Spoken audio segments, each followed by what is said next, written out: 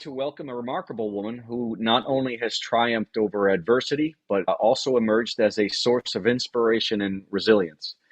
Diana Koenning grew up in Saskatchewan and has faced the challenges of growing up in a family marked by alcoholism, trauma, illness, and personal struggles.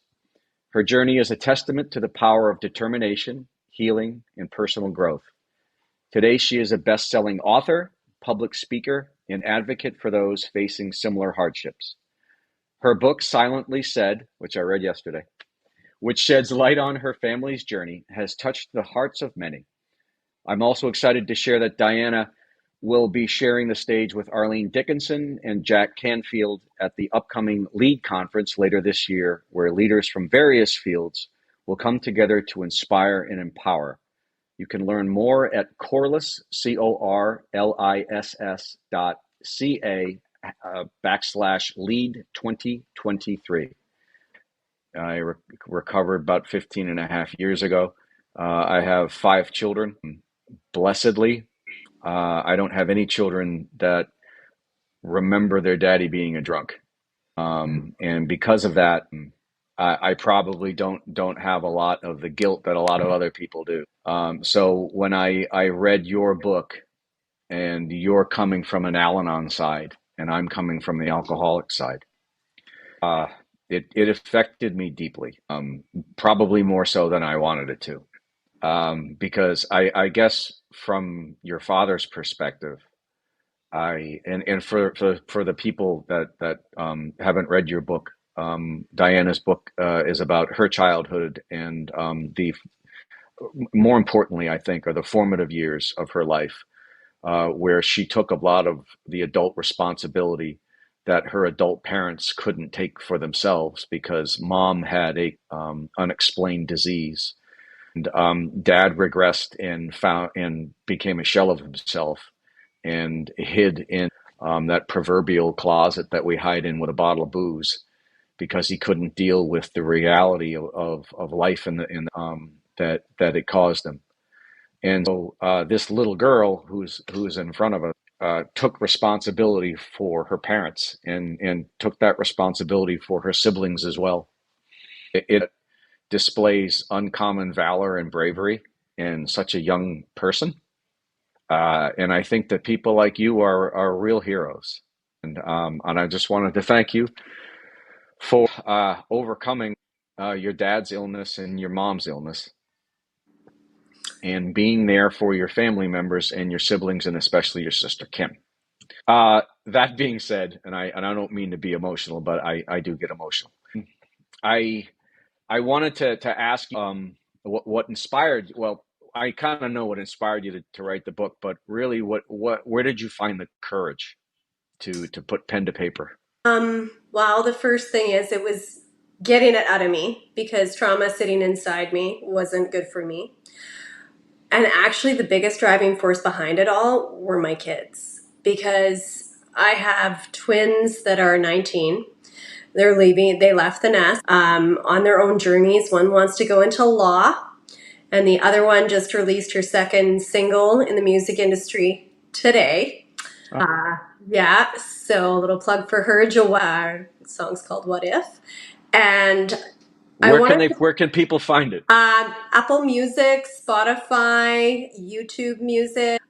She sings with FXR, another local artist, and it's a fantastic song they recorded in her closet, and it sounds What? Oh my God! What genre is it? more like pop. So Okay. yeah, it's amazing. So I wanted them to live their life not held back. And I held myself back for so long. I wanted to just be brave for them and to show them that even though I was 44 years old when I released my first book and I talked about it for like 20 years, that any age, doesn't matter what age, you can achieve your dreams. So they were really, honestly, the driving force. And I knew the message was going to help a lot of people. I didn't expect it to go as far as it has in the school system here in Saskatchewan, going and touring schools, corporate keynotes. The message is clear that vulnerability and courage are what we need in order to grow as people. It's not about the stuff that you own. They're nice. It's nice to have nice things. But it's about the person you become through the journey. And I wanted to show them how I got to where I am now. So book one leaves off when I'm 25, so you don't have the whole picture. Yeah, I just dove in. It was New Year's Day 2022, Hmm. and I just finished a chapter and went, I think this is it. And I sent it to an editor, and then it was published 6 months later, and I was like, okay, we're doing this. So scary, like it's like running down the street naked, scary for Yeah, everybody to judge. But at the end of the day, it was the most liberating thing I've ever done for myself. that's amazing. Now for the people listening, could you give just a brief summary of the book itself, but really what your early childhood development was like? Yeah. So as I was 9 months old, youngest of four, when my mom got a extremely rare brain atrophy. It took all of the abilities that she had that we all, take for granted, like walking, talking, feeding ourselves, doing anything for ourselves, and it locked it away. So I was about four when I started having kind of memories of it all. My dad, he used alcohol, and it's going to be really get interesting to get your perspective because you're the conversation I never did get to have with my dad. And we were left to kind of fend for ourselves and take care of our mom until I was about six, and my mom moved into full-time care. And then we had our grandma, and then she passes, and I move into the world just wanting to get rid of the family that I had. Sadly, I leave home, and I'm just all about making maybe a different life for myself. And as I move through that, there's a situation that happens with my sister, and I end up taking a lot of responsibility for her. And so essentially well, she probably had a genetic disorder from your mom because it was the same disorder that your mom was affected by. Yeah, there was no name for them. You'll get more closure on that one in book two, because I start to really be an advocate for my sister, Hmm. which I was in book one. You'll see that. But I was really driven, and part of it was I was driven by guilt because I was the only girl in the family not to get sick. I have two older brothers, and my older sister, and I just felt really bad because my mom and my sister were sick. So I felt like I had to do everything that I could to kind of save her life. Now, talk about your dad's illness and how that affected you. I always said when my mom got sick, two people got sick. With the addiction, I never knew what I was going to get. There were times where I'd wish he'd drink to take the edge off because he'd be so angry. There would Yeah. be other times when the anger really came out worse when he's drinking. He was a closet drinker. So he would tell us, "So I'm going to go get the mail, leave us at home with our mom, and leave at, say, 1 p.m. or 10 a.m. and not come home at all." So we had one brother that was the brave one that would call the bar to try and figure out what we were going to do. Like, okay, well, we need food or we need something. And usually that was not successful for him to come home.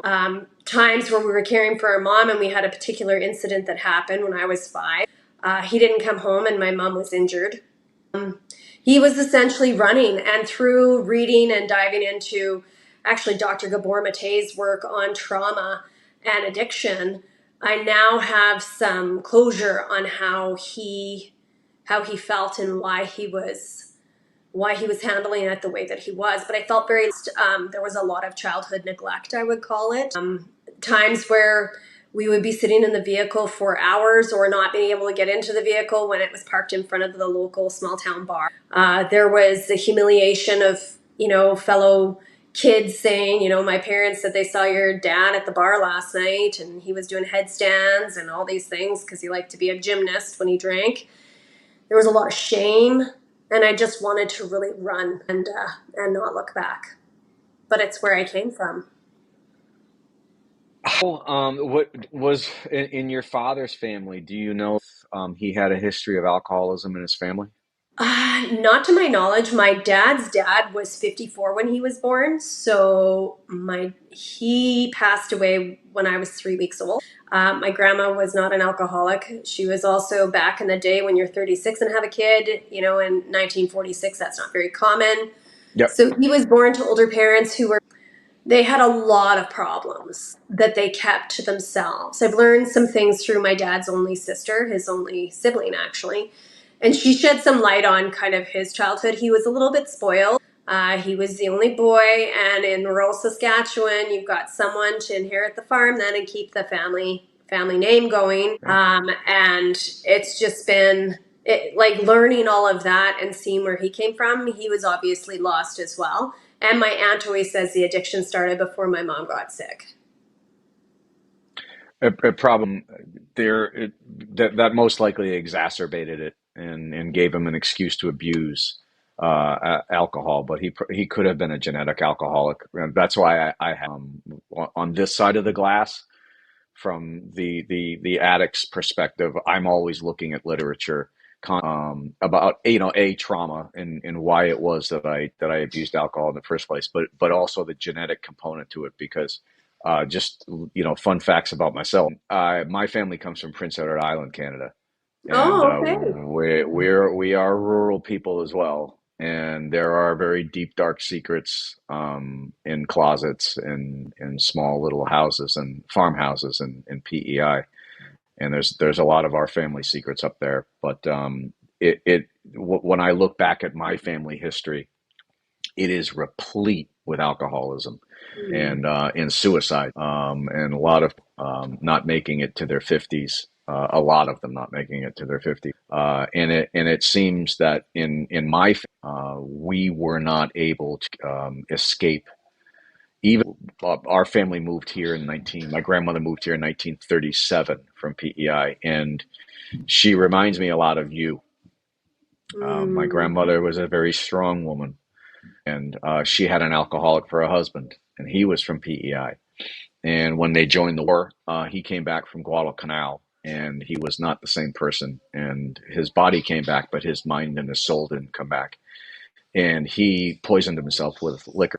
Jumped off a bridge in 1954, I think it was. And so there was a lot of pain. And my grandmother raised two children on in Boston, Massachusetts, being a foreigner and working two shifts at a bread factory for 22 years. And so she was a strong, strong woman, but also engendered in us a sense of pride in our family that from your grandmother's perspective, from your perspective and your experience with your grandmother, it seemed that was a similar experience, that your grandmother conveyed upon you the strength of your family and the resilience of your family, and perhaps you were able to draw in interventions and a few of the modalities, I guess it is.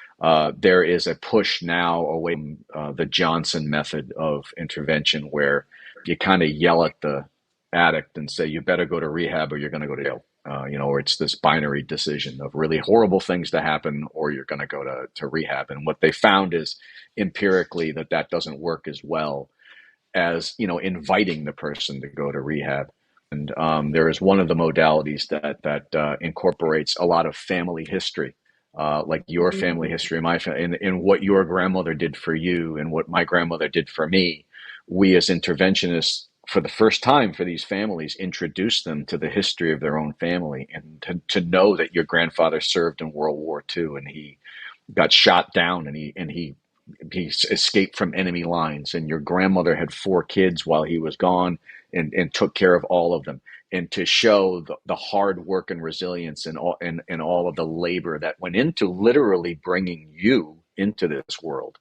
And it makes us feel special and wanted, and little miracles on our own, but it also instills in us a sense of duty to the rest of the family and to ourselves. And so I guess I'm glad. It seems as though that your grandmother may have done that's the very same for you and your family. Yeah.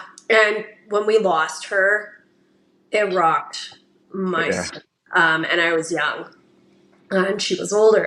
She was our safe place. And she had this love for me that I didn't have to earn, right? It wasn't conditional. Because at home there was always so much work to do without our mom. We had caregivers for my mom when she was there. But after mom went into care, we were on our own. And my dad was gone a lot. Either he was in the field or he was out drinking. And there were times where he was at home, but he would be in the shop or doing some things. There's lots of stuff to get done and a lot of financial stress. So we just had to get by. My aunt, my mom's oldest sister, did step up to the plate as much as she could. She lived 2.5 hours away from us. And she did her best to, support us and love us through. She would take us for like 3 weeks in the summer. My dad's sister also took us for some time in the summer. And it was those little moments. I remember sitting in the back of the van when my dad would come pick us up to go back home. And I was trying to hide my tears because we weren't allowed to have tears. So I was in the back seat crying. I felt like a kid when I was there, and that there was no conditions. I just had to be who I was. And so being at home was very tense, and I really honed my sixth sense, not only with my dad, like kind of feeling my way through when he was going to have a burst of anger, with my mom and then my sister, because they became nonverbal. I really had to work on figuring out what they needed, right? And Right. Yeah. they couldn't communicate it to me. So it was more watching facial expressions and feeling the energy of a room, which I still feel the energy of a room a lot when I go in, and I'm aware of my own energy too. So there was some little gifts that were given. I was definitely given the gift of a couple of loving family members that cared. In your immediate family, but also with your brothers, your father's followed your brothers or anyone in your family? There are no other addicts. We do not abuse drugs or alcohol, which is, I always said it was like a thorn in my back, that if I leaned too far back, I could feel it poking. And I knew, like, I had an idea that I never wanted to go down that road. But Yeah. when you're younger and you kind of get a little crazy, definitely probably had too much alcohol in days past, but I really keep it in check. That being said, I get easily triggered when someone has too much alcohol. Oh, yeah. The reason I was asking is I was wondering if share with with the people watching, was there anything that you did to try to avoid, the addiction passing on? Did you, and yeah, I think you've already answered that. Did you abstain from alcohol completely, or when you were younger, did you partake and just be very careful? I partook, and I wasn't really aware too much when you're 19 and going out with your friends Yeah. and doing things. I had a lot of fun. I had freedom because at my house when I was the boys were treated differently than girls. The boys could go out freely and go do what they wanted, and the girls were kept at home. And that was just an old belief system installed, I think, from my dad's parents. So that did my sister and I on going out. I also, and I know this is a discussion, but I had an kind of a belief in that I was like, okay, any situation I need to get through, I don't need alcohol. I need my faith, right? So I kind of hung on to that. As I moved into being a young parent, that was just something I didn't want my kids to see. They don't need to see it. They don't need to be with their mom and when she's intoxicated. When people get too intoxicated, there's arguments and there's frustration and there's things that I didn't want my kids to be around. I do know that they do have some drinks as well. They're of age and that's fine. They had drinks with us when they were at home just to kind of see how they'd react. Right, that was a big thing. I wanted to see their reaction to the alcohol. But there wasn't anything specific that I tried to abstain from, other than just having a belief that this isn't going to be their life. And I was just determined they weren't going to go through that. So then when my sister got sick, I just really felt the feelings. I would say I went into some deep, dark places, but I let it all out. I let it out in writing. I let it out in tears. There were people who said, "Aren't you going to get over this?" There are things you cannot get over. And I wasn't about to turn to alcohol to help me get over it, because then I'm going to have a new problem, because you don't ever get over it. Your grief is one size and you have to grow around it. It doesn't get smaller over the years, right? It just, you have to make room for it. And in order to do that, I had to do it with a sober mind. So your grief never gets any smaller. You're just your life gets larger around it, and so you Yeah. notice it less. I've never thought about it that way. That's pretty. In our person in my own personal life, that is, trauma has always been in childhood trauma has always been the biggest problem hurdle for me to get over, and I as well. I cannot stand when people have too much to do. I'm perfectly fine being around people who are drinking. I've never had a yen in my life. I am extremely lucky that way. Once I quit drinking, I went to a 28-day program. I like to brag that I graduated early, and I graduated in 21 days. They told me to Nice. go. They told me to go home That's and fantastic. go back to your girls. So Aw. I did, and they were at the time. One just turned 3 and was 4. And so when I do ask them, and I say, "Do you ever remember drinking?" And both of them just say, "No, Daddy, we don't remember anything." Which is good. I mean, they remember the houses that they live in with their mom and I, but they don't remember any, about my drinking. And so the reason I was asking your family history going forward is that I'm worried about my girls, and they're concerned about it because I know they try to protect my feelings all the time, because Mm. they'll say, "Daddy, Daddy, we're never going to drink. Daddy, we're never going to drink." And what they don't know is that, God, that makes me feel really guilty, because I start saying to myself, "This is my disease." It's like giving your kid arthritis. And, Mm. my dad had rheumatoid arthritis. I have psoriatic arthritis. My mother had psoriatic arthritis as well. And my dad had given rheumatoid arthritis to my sister, my little baby sister. And I lost my little baby sister to addiction 6 years ago.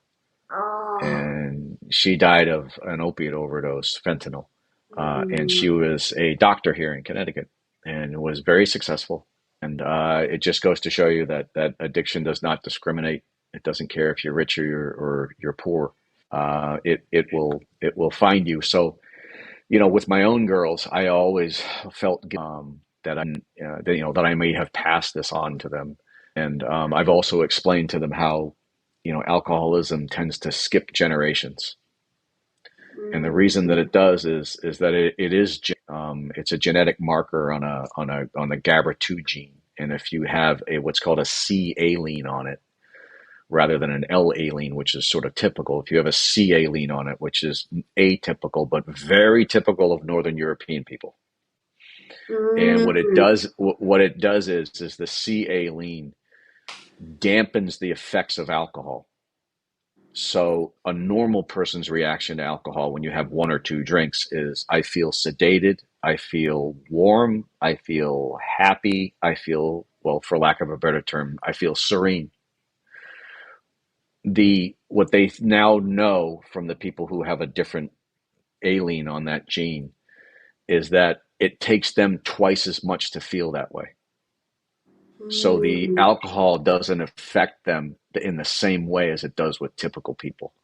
And when I from the Scripps Institute and the Medical Council on Addiction, from the Oxford Institute, he explained that what that explanation did is it really resonated with my own personal feelings, because I would have, a girlfriend or somebody I was dating, or my wife doesn't drink, but somebody back in the past, and I would watch them have a drink and then they would be happy, and then I would watch them have another drink and they would kind of get tired and want to fall asleep, and you say, "Do you want a third drink?" And they'd say, "No, why would I ever want a third drink?"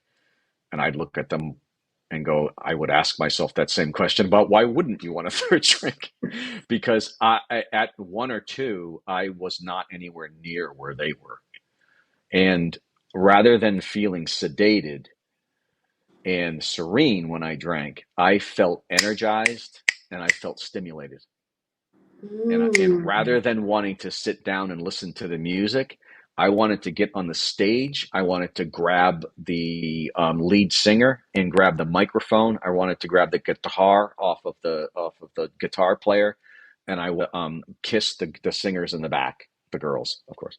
And then Mm. and that's all I wanted to do. I just wanted to party, party, party, and be a part of like the scene. I wanted to get on top of tables and dance, and that's how I wanted to roll because that's the way that alcohol made me feel, and it made me feel excitable, and it really acted as a stimulant where normally it's a depressant. And so that particular gene is hereditary from one person to the other, and I could tell you I have it on both sides of my family. And Yeah, that's actually very interesting because with my dad going to the bar and then him doing headstands, yeah, right? that sounds familiar. He's normally an introvert Yep. and quiet, doesn't didn't have a big circle of people in his world besides his kids and a couple close friends. So when you say that, it helps me understand what it was doing for him because then he could be the life of the party. Yes, and it would give him it would energy, which is the simple sugar. The diacetic acid makes you delusional and think that you're better looking than you are, you're funnier than you are, you can dance when you really can't dance, and boy, you're a great singer, and you're probably a fantastic lover too. That's what alcohol does for all of us. And so when he has he starts to drink and he feels that way, it relieves him most likely of the hypertension and the anxiety that has been driving his personality down. And so, most likely, he probably had some childhood trauma himself where that individuality was suppressed by someone or something or a combination thereof, or some institution. Normally, it's just a dad or a mom. And Yeah. when you find your own personality becoming subservient to somebody else's, where you do have the opportunities to become yourself and show yourself, you don't have any experience in doing that. So as we get older, and we don't have the experience of somebody saying, "Hey, who is it that you are? We'd like to hear about who you are, and we'd also like to value you as somebody important." There's a lot of people that don't have that experience in life, and so when you get it all the way through your 20s and you get into social situations and you're not with your parents anymore, suddenly you start thinking that you're almost nothing inside, and that you have nothing of value, and you're just sort of a follower of other people. And when you start taking those first drinks, and you start hanging out in bars and whatnot, all of that fear and anxiety that's subconscious from your childhood is just lifted from you, and then suddenly, for the first time, you can be you. And when you feel that, it is that in and of itself, that feeling is addicting. Where I want to go to the bar. Why? Because I'm a somebody there. It's like that song from Cheers. Everybody knows your name. People Hmm. don't know how good of a song that is, because that says exactly what happens at a bar. Everybody knows your name, and if they don't know your name, it doesn't matter, because you don't really care that much anyways. You just want the feeling that everybody knows your name, and that's what the alcohol does. It's that false feeling of accomplishment, of valor and honor, and everything that we all that we seek in a social setting. That sort of social validation. It just comes in a little drink, and 2 seconds later, about 30 seconds later, you feel like a different person than the person that walked in the door, and that could Yeah, be that makes why sense. your dad went there. Yeah, I can see it. And now, 46, 45 years later, I understand it. Gabor Mate always says, don't ask why the addiction, ask why the pain. Because we're not getting to the where the pain was, right? He'd talk sometimes about his childhood and the pain. His mom hit him across the head so hard he went deaf in one ear. We didn't find out that when he was sober. He would only tell us that when he was drinking. Right. My dad would come here for Christmases to my house or spend whenever it was our side of the family. Or actually, he always came to my house at Christmas, even if the other siblings were gone to the other sides. That I never left him alone. He would always come, but he would always try and be sober for us. because he knew I didn't want the kids to be exposed to that. But then, that sacrifice too, what did that do to his body, and what was that Yeah. doing to his mind, and the whole, and putting him in a social setting, and other people are drinking. And so that was a testament to the love that he was really, putting that effort in for me.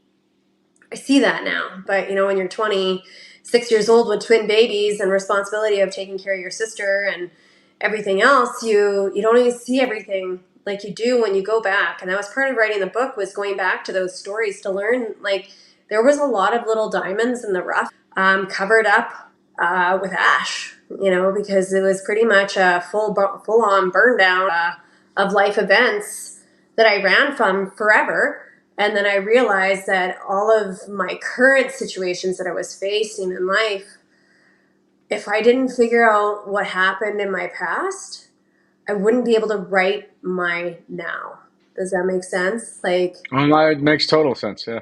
because that If you personality type of my dad would come through, and other people in my, I luckily married a really great guy who's not an, he, a wonderful father to our children. And we built a beautiful life. And now my kids are out in the world and they come back and they're like, my God, we're so lucky. There's so many people hurting, Mom. Like, this happened to this person and this happened to that person. And they have to do this and they can't afford their education. And they look at themselves and they're like, Mom and Dad, like, you guys are our world. But that was my marker of accomplishment, was to be a good parent, to be the parent um that I needed. and I think that going that kiln or that forge that you had to go through, which was your own childhood, that probably made you a much stronger piece of steel for your own children and your own life. I'm going to put on my commentary hat now and stop asking you questions, because you had said that that during your childhood and into your teen years, and you had felt that you had run away from some of these issues, and I can tell you that you didn't run away, that you didn't shirk any of your responsibilities. No, you are a pretty wonderful, and what you've done for you tried to do for your dad, and when you were in your 20s and you had children of your own and you had a sister, that's literally all you could do, is because just physically we can't help everybody. And in the industry that I'm in, I would really like to save everybody's life. I would really like to tell people that if they use an interventionist, that everything will be okay. But I can tell you that I've been to more funerals than I have weddings. It's and you, to do this kind of stuff, you have to be very steely, and you have to have a very strong nerve. And so I just wanted to tell you that I don't think that you ran away from anything. And I'm very happy to have met you, and I'm very happy to know your story. Along the lines of your dad, I would like to, and what I like to do in these podcasts is I like to give some sort of practical advice for people who are watching, because there are going to be invariably some people who are watching who were you when you were younger, or who was me when I was younger. So there's going to be people watching this who are drunks, who are addicts, and also the people who are the victims of drunks and addicts. And so from your perspective, was there, do you think, anything that should have been done earlier on with your dad to interdict with his addiction? Not necessarily by you, but by his family members, because you were a child. This was not your responsibility to do this, but it was the responsibility of people like his mom, which did surprise me that his mom wasn't more vociferous about his addiction. But a lot of that also has to do with our culture. And I do know from PEI culture that talking to a full grown man about his drinking is a very unwise thing for a lot of women to do. Yeah, so my dad did have, I know my grandma had a couple conversations with him. My Auntie Bernice, my dad's sister, had a couple conversations. Social services was at our door quite often. And I know I chronicled one of the stories where they came and he was very nervous. He was very worried about losing all four of his kids.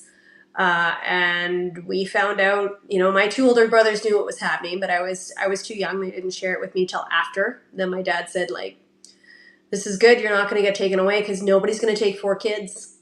So when we heard that, it was like, okay, we got to really hide, right? We got to hide. So my community, once I released the book, my hometown felt a lot of guilt. I got a lot of I'm sorry, I'm sorry, I'm sorry. And I guess they're apologizing, sorry, to little Diana because I turned out okay. But they feel guilty and they have all expressed it. They're like, we were busy with our own kids. We were going to hockey nights. Like, it's okay. I get it. Like, no, people, this is interesting because what it honed in me is lots of people want to run when people are struggling, right?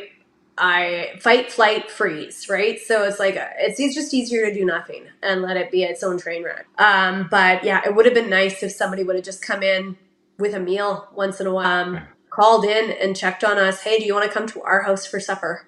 You know, like little things like that would have made us feel included, made us feel welcome, made us feel safe. But when I know the pivotal moment for me when I decided I have to hide it from everybody was when social services came to the door when I'm 5 years old and I'm thinking we could all be split up. Like he said, nobody is going to take 4 kids. If I die, you guys are in big trouble. And he used to tell Yeah. us that.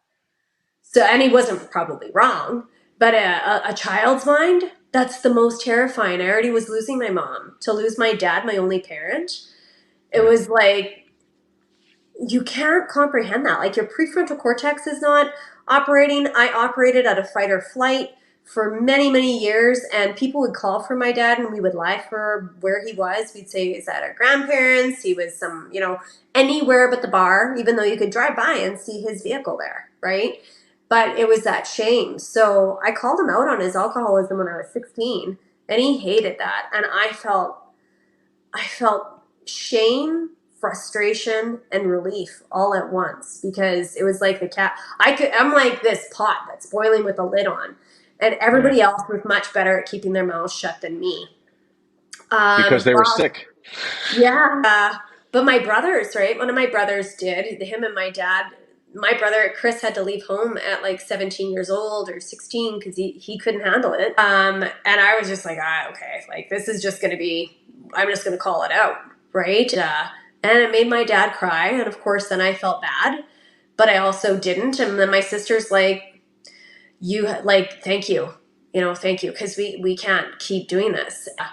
After that, when I'd answer the phone, I'd just say he's at the bar, right? Like I don't need to hide his business.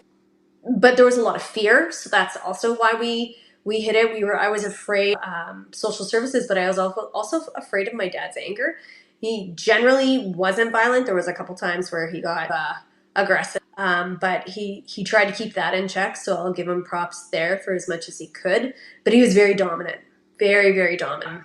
And then he got me as his daughter, and it's funny because he didn't give women the same rights as men. So as I grew into an adult and now have a successful career, he's just like, like, good job, I'm proud of you. And he said that to me. I was like, yeah, well, you gave me every reason in the world to fight for my worth, and I had to jockey for it hard to get that. I'm proud of you. I never wanted my Did, kids to feel like that. They had to jockey for that, their worth. Oh, I lost you now. Oh, there you are we are. back on? Yeah, There we go. there you Can you go. see me? Yeah, I can see you. Oh, perfect. Did you ever do you ever kind of think it might be strange that your dad's addiction made you the strong person that you are,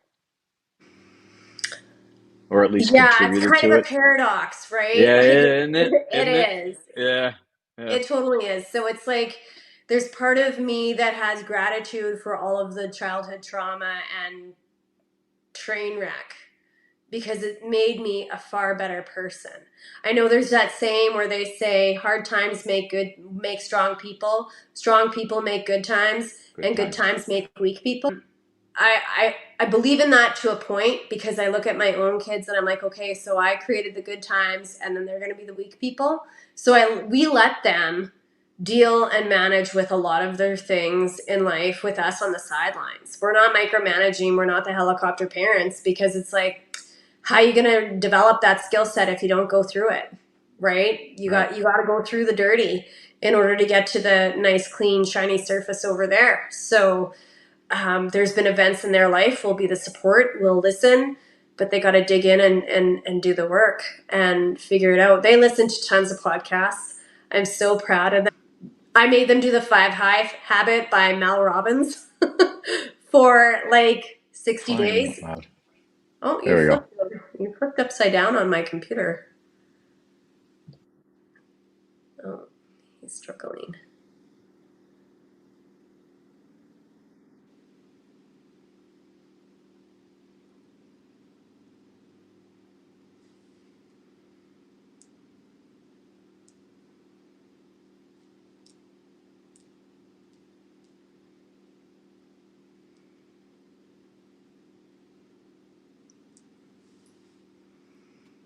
I'm back. Can you see me? Yeah, what happened there? You went upside down. 1 second. 1 second. I know what's going on.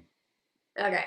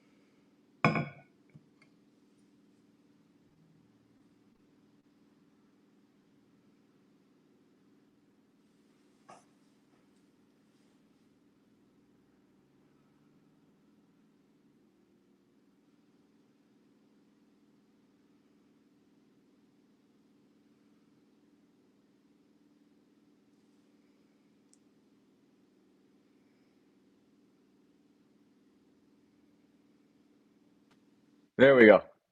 You're good? I'm good. What had happened was is that he had told me to put the do not disturb off on my phone.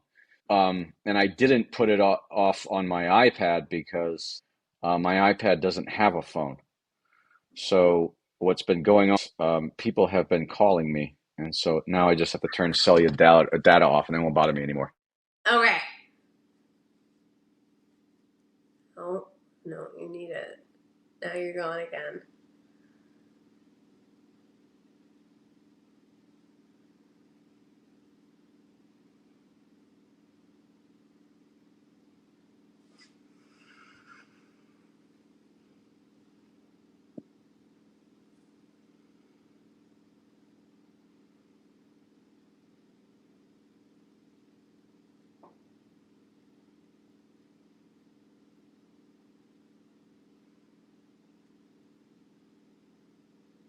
Hmm.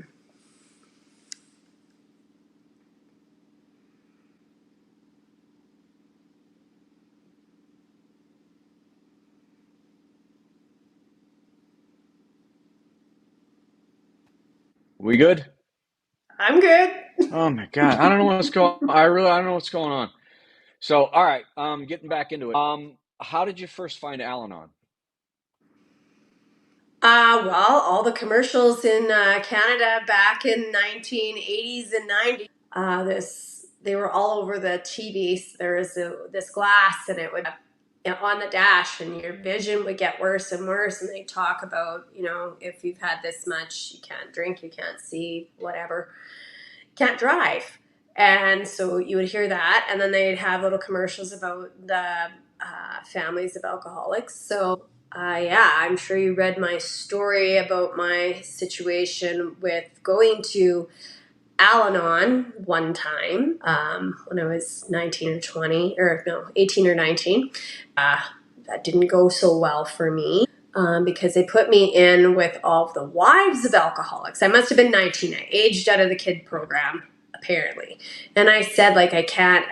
Like, I couldn't understand. I do now. But at 19-year-old Diana's brain was like, why would you stay? Like, I just ran away from that. Like, why would you stay? But I'm not thinking about finances and kids and responsibilities and breaking up a whole family. I'm just thinking, like, it's so unsafe and so toxic. to be in that. So I never went back.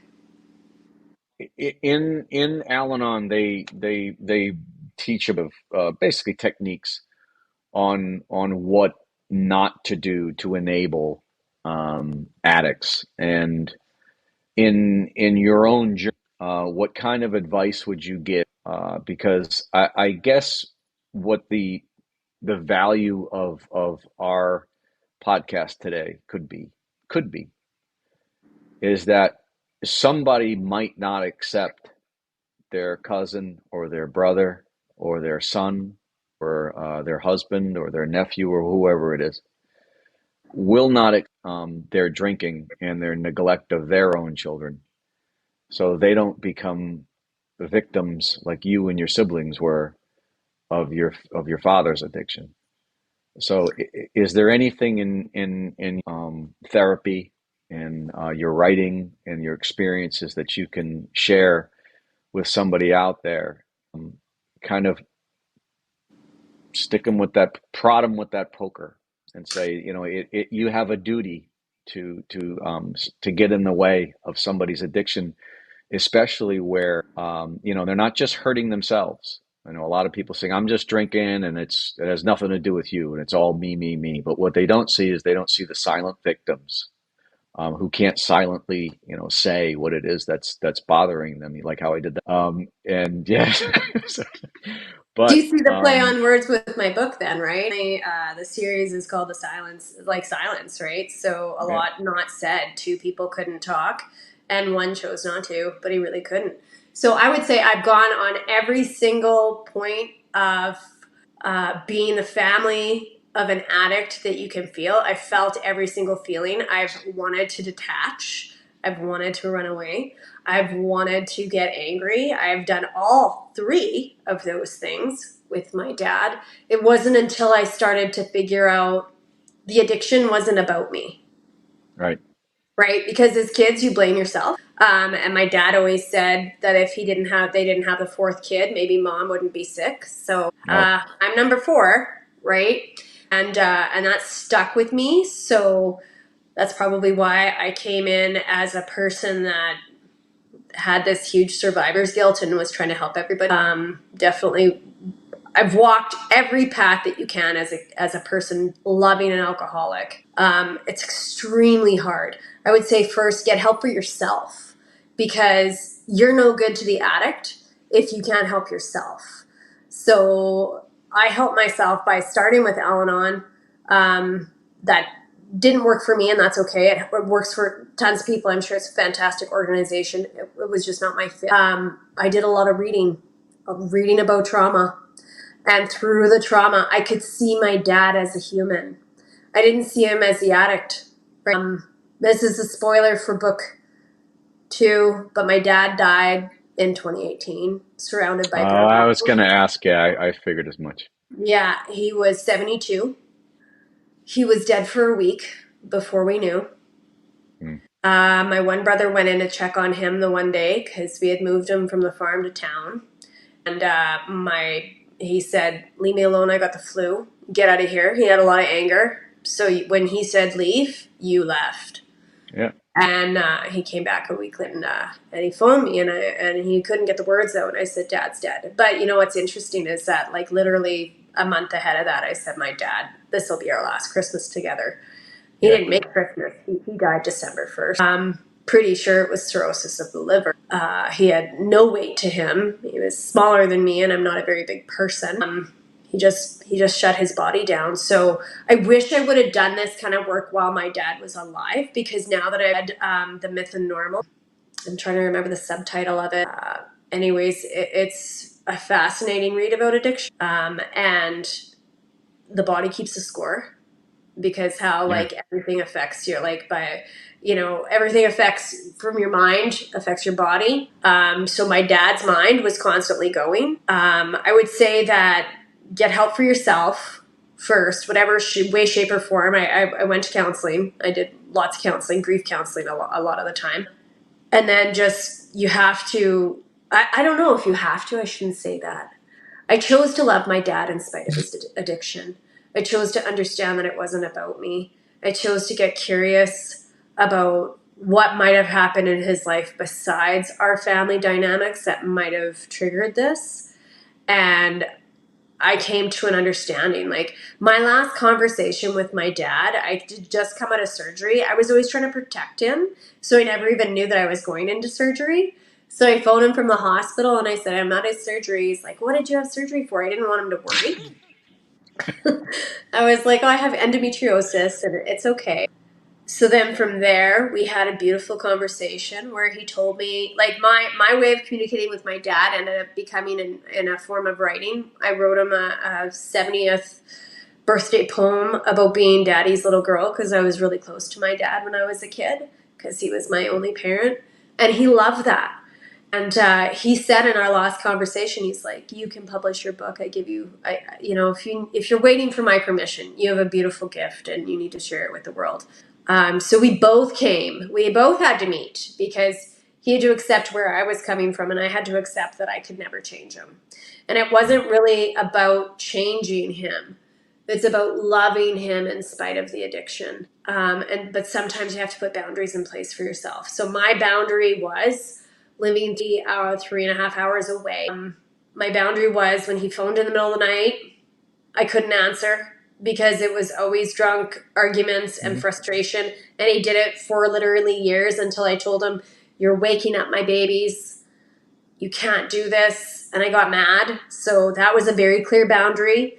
My boundary of him not drinking when he was around me. That might have been not the best boundary. It might have been a little dangerous for his health, but I didn't understand that at the time, and he respected it as best that he could. Yeah, I mean, I understand him now, right?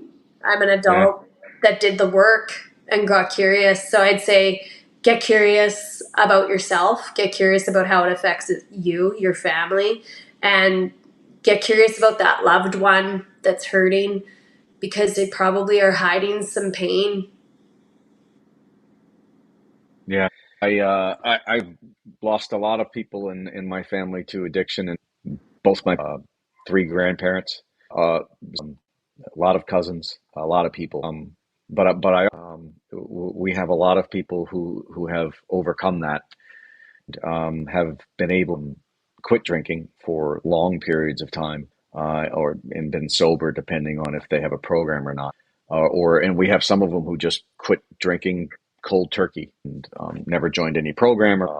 However, however you get to where that place of safety is I guess good enough. But I wanted to thank you for taking the time to talk to us and give us your insights and any helpful pointers that you can give those people who are watching, and they all the people watching here are either have been affected by someone suffering from alcoholism or are currently suffering from that now. And if you are, please know that there is support out there, and there is a future for you, like there was with Diana. And I encourage all of you to go out and get a copy of Silently Said. It is a truly wonderful book, and it's something that touched my own heart. And so, thank you very much, Diana. And Thank I you hope to very talk much. to you again soon. Yes, for sure. My next book comes out hopefully in a couple months. I can't wait to read it. Thank you. Thank you, Diana. Have a great weekend. You too. Thanks. Okay, bye bye. Bye.